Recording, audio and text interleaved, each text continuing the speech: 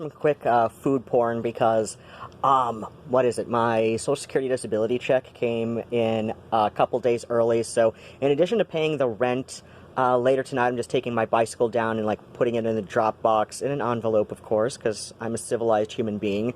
I got myself lunch delivered via Postmates, from Casablanca, which is a Mediterranean, or Moroccan, specifically. It's a Moroccan restaurant, just about 2 miles up the street from me on Washtenaw Avenue, and like, Best X, next time he's in the area, whether it's, like, you know, with his current, with his current hobbit mate, he has given his current partner the same nickname he gave me, which is the Hobbit, and I'm like, you definitely have a type, especially, like, I could go on at length about this, but that's another story for another time. This story is food porn, so yeah, like, Best X and I were always talking about, like, maybe stopping in there sometime, and, yeah, just because it's the thing that has been there longest since the building was a Taco Bell. Like, it very much looks like an old, like a Taco Bell that was erected in the 80s. I'm sure you know the kind of style building that I'm talking about, especially if you're about my age, and, you know, you very clearly remember that very, faux southwestern kind of look they all had when they went up in the 80s, you know, through early 90s, I believe. You know, not one of the more, like, modern facade Taco Bells, but yeah, like, and then after it was a Taco Bell, it was a vegetarian restaurant that had, like, little, coyotes on the, on their sign. So, it was a Southwestern style vegetarian place. Again, Scott and I were interested in stopping in there, but I don't think that place lasted 2 years, and I think one of those years, we had, was the first year he and I moved to Rochester, so yeah, like, we weren't even really in the area all that long, and, you know, it's just, like, one of those things where, like, you know, you're thinking, okay, this could be good, but then, you know, like, something else that you'd had before sounds a little better, so it's just, like, one of those things, right? And so, yeah, so going by the fact that, like, Scott and I moved to Rochester in 2002, I believe, yeah, that's about I don't remember if it was anything in between there, but I know it's been Casablanca for in the area of about 10 years, and that is wonderful because this is, like, really good food, and Best X, next time he's in the area for whatever reason, even if it's just, like, whatever day trip with his current partner, they really got to stop into this place. He's gonna love it. It's wonderful. Like, so this is their Casablanca fries, which I kind of described to myself as, like, Moroccan poutine, because it's a similar concept. It's just not gravy. So it's fries with this kind of spice blend, this Moroccan spice blend, and feta cheese. So, like, it's very similar to poutine. It's just, like, you know, the spice blend is not a liquid gravy, but similar concept, you know, like, gravy is a nice, like, additional flavoring onto various things, and I got it with the side of their garlic paste sauce, which is just, it's wonderful. It's wonderful. I love it. It's the best thing. I also got this, I don't know how to pronounce it, Ruz Bedejaj, I believe, RUZBETIJAJ, I believe. It's got chicken, onion, I think that's onion I see, some kind of, oh wait, I forget what all is on here, and I don't want to, like, go and, okay, so no, that is lettuce. It's this wonderful herb chicken. The one I got last time, I got their falafel last time because, that's just kind of, like, become my default way to gauge, a Mediterranean, Middle Eastern style restaurant, because, like, a lot of places from that general area, like, you know, so, like, North Africa, you know, up through, like, you know, Greece and the Middle East, so, like not necessarily like Euro-Mediterranean, but like North African Mediterranean, like North Africa through like Middle East, like, you know, so the Arab Peninsula and a couple other little countries in that general like little crescent type place. You know, a lot of them has different versions of falafel. I really, really love, there's this Palestinian restaurant called Haifa Falafel. Bestex likes their falafel, but he likes more the, he prefers the Israeli style. And this is funny because, he just prefers like the spice blend that, Jerusalem Garden in downtown Ann Arbor. They're like more of like obviously like Jerusalem Garden. It's more like an, Israeli style, Mediterranean restaurant. So like he likes their falafel better, but he is he is very much not a fan of the Israeli government.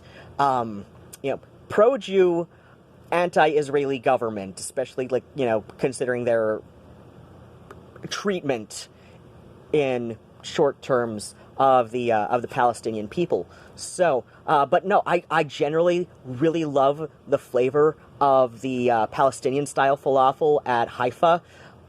It's a lot more subtle, but it's so goddamn good. It's so goddamn good. I love it. I love it. Unfortunately, like I have not seen them with Postmates. I saw them with Postmates maybe one time ever, and unfortunately, like, that was a day I was absolutely in the mood for dumplings. I needed dumplings that day. And I also got this, one of the last times I got food from Casablanca, this is their mint ginger lemonade. Last time I got something from them, like, dude, their falafel at Casablanca, like, default, it's a nice, hot, spicy. This is why Best X is going to love Moroccan falafel over Israeli falafel. He will. It's not that I don't like Israeli falafel. I love Jerusalem Garden. One of my favorite things to get is it's like their falafel a la carte. I one time just got a la carte falafel, like a big 20-piece thing, and this was like my lunch on the This is my lunch on the train from where? From what's the place? From Ann Arbor to Chicago. So I took Amtrak to Chicago. Please don't play with that. He wants linen. What the hell? Was I doing a bookmark? Hell if I know. But yeah. So yeah, I got like something like 10 falafel. At that time, falafel by the each from Jerusalem Garden was something like 28 cents, 29 cents. It was an odd number like that, like 27, 28 cents, something like that. It was definitely well under 50 cents a piece. But yeah, I got them like I said, like 30 cents each, and so I got like 10 of them, and this was my my lunch on the train from Ann Arbor to Chicago for oh, I forget what year that was, but it was like the Our Way of Thinking Mod Chicago Mod Revival weekender that my friend Eric, who used to run, we're not close friends, but you know, you go to a weekender for like almost its entire 10 years straight, right? You become friends with the regulars, including the guys who run it. Like, you know, you definitely like know each other. You're interested in each other when you run into each other again. So yeah, it's like. But yeah, they're, you know, great people. God damn. So yeah, like, but no, like, Scott is going to love. He's gonna love whenever he's in the Ann Arbor area again. I gotta take him to Casablanca. I'm gonna be like, no, you have this falafel. It will dethrone Jerusalem Garden as your favorite falafel. It will dethrone any like if he has a new favorite falafel place in Lansing. Casablanca will, you know, unless they're spicier than Casablanca, I will say that. Like, the only time I could be wrong is if he finds a place that makes their falafel spicier than Casablanca. Like, that is how dedicated Best X is to spicy food. But yeah, he loves, so yeah, I'm gonna, next time he's in the area, I'm gonna be like, no, you try their falafel, you're gonna love it. It's just, it's spicy. It's spicy. It is, but yeah, this, so yeah, I've got this, like, little, like, Moroccan herb chicken thing, and, oh, yeah, last time, that's what I was talking about with the, lemonade before I got sidetracked by things and stuff. So, the lemonade, last time I got, lunch from Casablanca, I was not expecting their falafel to be that spicy, and so, like, having mint ginger lemonade with a spicy falafel sandwich, it doesn't exactly do the cooling job of of a cool, refreshing lemonade, you know, to, like, wash down, like, a spicy falafel with your spicy lemonade. So, Scott would, though. Scott would. Best X would totally do that because Best X is insane. Oh my gosh, I've got a story time video, and that's something I want to put up on YouTube, because it's not this kind of, like, food prawns nonsense. It's a legit cool story, but yeah, somebody remind me, like, next week or whatever, I should order some pad thai from ideally Siam Square. They're the best pad thai in the area, like, hands down.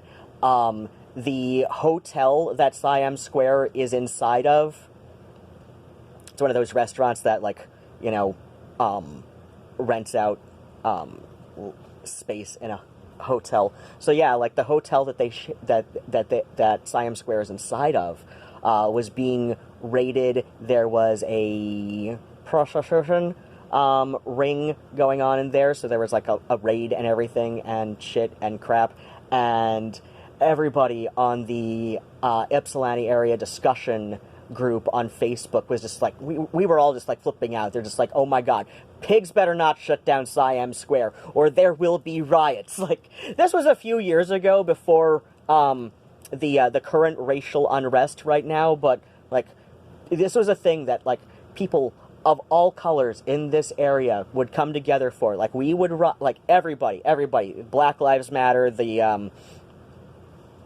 you know, the people who are not exactly anti-race, but, you know, like, the people who, the white people who are a little bit more ambivalent and, you know, like, are a little bit susceptible to, like, the scare stories that faux news, you know, runs during the day. Like, no, like, we would all come together. We would all come together and riot against the Panda Squad if they dared take down Siam Square. Like, no, we don't care. Like, we don't care if Siam Square was involved. We don't care if they were involved. I don't think they were involved. They were definitely not involved, because they still exist, obviously, right?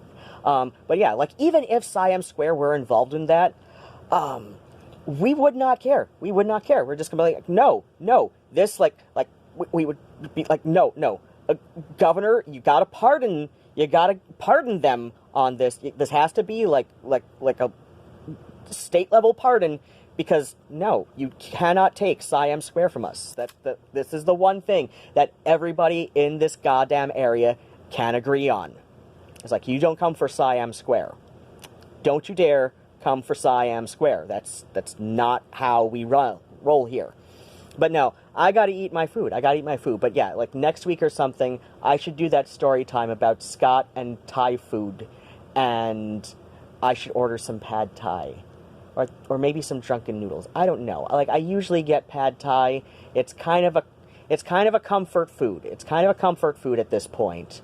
But I think I can have their drunken noodles. I know they don't put soy sauce in their pad Thai there. I forget if their drunken noodles does or not. I can look it up. I mean, at the very least, I can look up a basic recipe of it and see, you know, like, okay, is there a reason for them to put soy sauce in it? Like, so, like, you know, if, like, I don't know.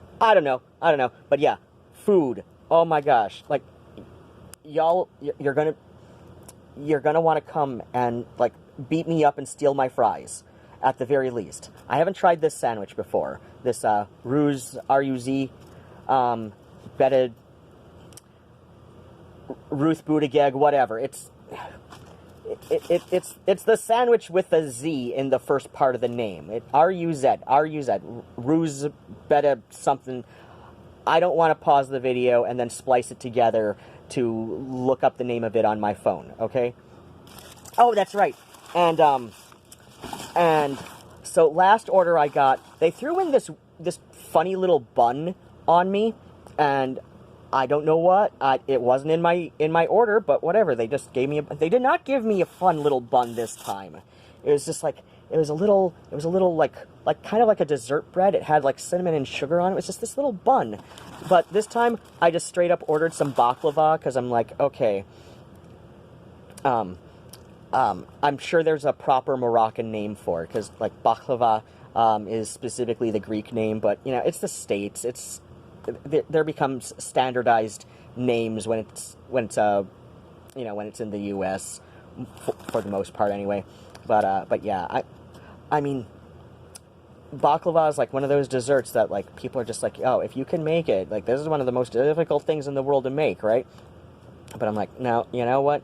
It's $1. It's $1, and they gave me 2 pieces because like I love Pita. That's a really great Lebanese style restaurant, and I remember that because they've got these wonderful Lebanese style sausages that I can't get anywhere else in Michigan anyway. I'm sure, or at least in this general area. You know what? Why can't I get those in Toledo? There's a huge Lebanese American community in Toledo, and I'm not just saying that because Danny Thomas and Jamie Farr. I mean, they're kind of proof of this, but yeah, like why have I not ever been to a Lebanese-style restaurant in Toledo? That perplexes me. That perplexes me. There was a couple Polish places, style restaurants in Toledo when I was a kid in the 80s. But yeah, like I don't know. There's also like a huge annual Polish festival, which was often coincidentally around the weekend of my birthday. I've got a story time about that, too. So, okay, I'm going to come to my food. I gave the cats their grass plant from on the balcony, and because I'm just like, no, I don't want to fuck around with street toys. I just want my goddamn fries. These fries alone, it's like I can, like, even though, like, I don't know, it's hard to mess up something with chicken on it for me.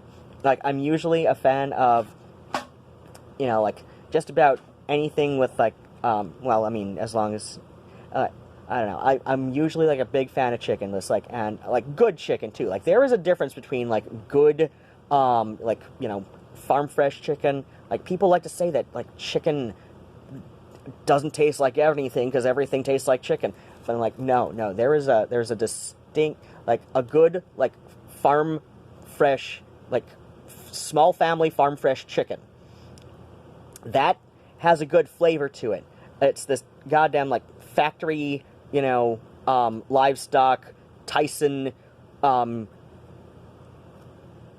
fast food chicken, you know, like, and I say fast food even though, like, I'm talking, like, you know, like, even, like, if you get it whole at the grocery store or whatever, and you're expected to pull the giblets out, but they're in a bag and all that, but it's like, no, like, even that, like, even, like, the Tyson Purdue whole chickens, it's like, no, those have, like, compared to a good, like, you know, like, Amish chicken, like, from, like, Camden, Michigan or something.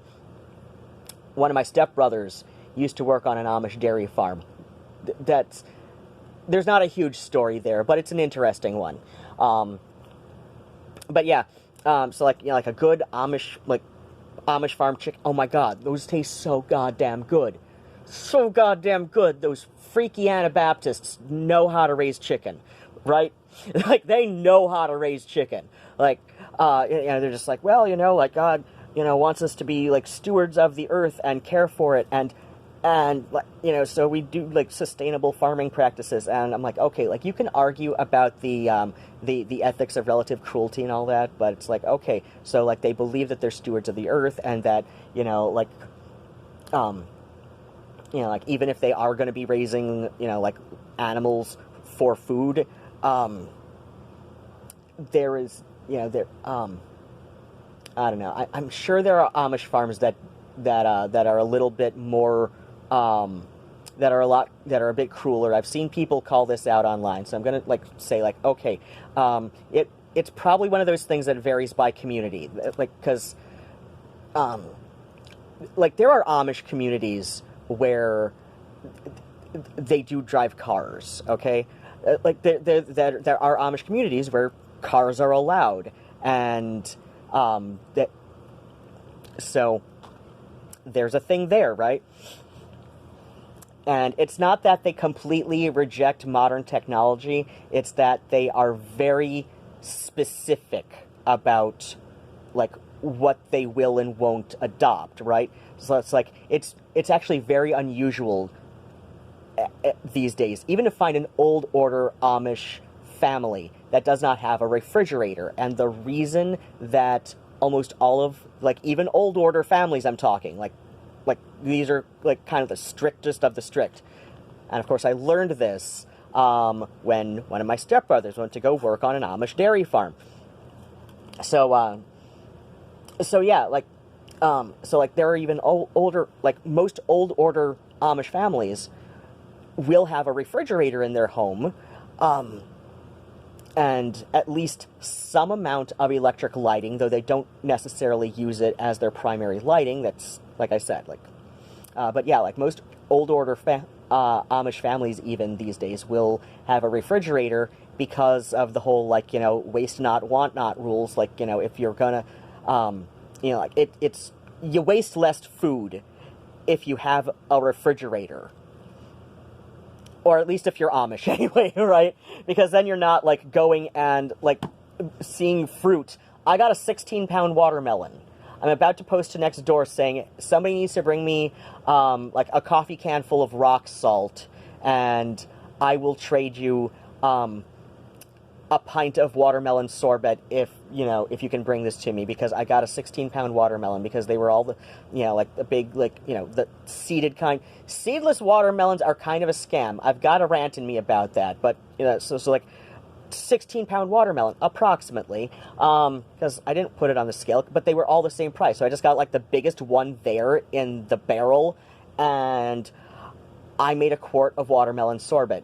Unfortunately, my rock salt has now been depleted, so I need to eat my food and then go on to the next door app, maybe Craigslist as well, I don't know, but it's like, I am in search of a coffee can full of rock salt. Thereabouts. No, a soup can is probably not going to be enough, because while I could do other things with all of this watermelon that I've, you know, cut up and chunked out of the rind. In fact, I probably could have saved the rind, but at that point there was not really room in my fridge, so I just kind of, like, sliced it up and down the garbage disposal with it. But to keep fruit flies down. That actually, but yeah, I probably could have pickled the rind, but no, it's like, I'm like, what can I do that will have the longest shelf life with this watermelon? It's like, I'll just make watermelon sorbet.